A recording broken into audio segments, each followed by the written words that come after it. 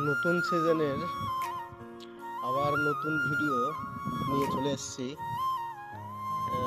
আমি এবার নতুনভাবে চাষ করছি 2.5 বিঘে জমি নতুন। এটা আমার যে পুরনো জমি ছিল সেই জমি না, এটা অন্য সাইডে।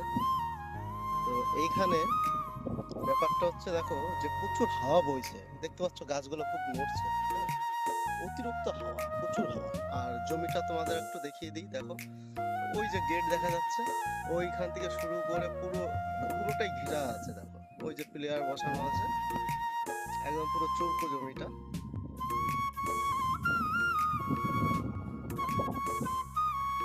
আর জমিতে একটা মেশিনও বসিয়ে নিয়েছে ওই যে। এইভাবে এই টোটালটা 2.5 বিঘে জমি আছে। তো এখানে প্রচুর হাওয়া হচ্ছে এবং জমিতে দেখো প্রচুর পরিমাণে ঘাস। তো বন্ধুরা, আমি একটা নতুন কৌশল, দেখো সামনে দেখো একটা জিনিস দেখা যাচ্ছে, টিনের ড্রামের উপরে বাঁশ দিয়ে একটা হাতল তৈরি করা।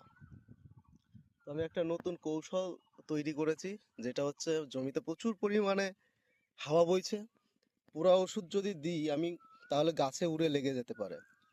দেখো বন্ধুরা, আমি ওষুধ স্প্রে করছি কিন্তু গাছে লেগে যেতে পারে। তো সেই কারণে ওইটা দিয়ে আমি গাছটাকে ঢেকে দিচ্ছি। ওইটার নিচে একটা গাছ আছে, দেখো দেখাই। এইটাকে দিয়ে একটা, এই যে ছোট চারা গাছ, এটাকে এইভাবে করে ঢেকে দিচ্ছি। দেওয়ার পরে আমি তার পাশ দিয়ে স্প্রে করে দিচ্ছি।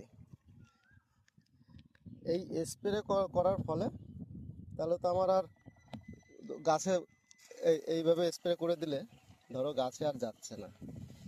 তো এই পদ্ধতি যারা নতুন চারা বাগানে, যে যাদের একদম ছোট চারা, তারা ব্যবহার করবে।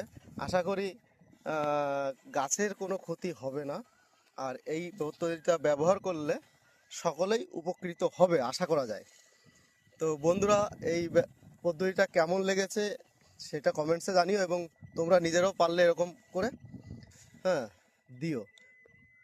এরকম ব্যবহার করো এইভাবে, আশা করি তোমাদের একটা চারাও নষ্ট হবে না।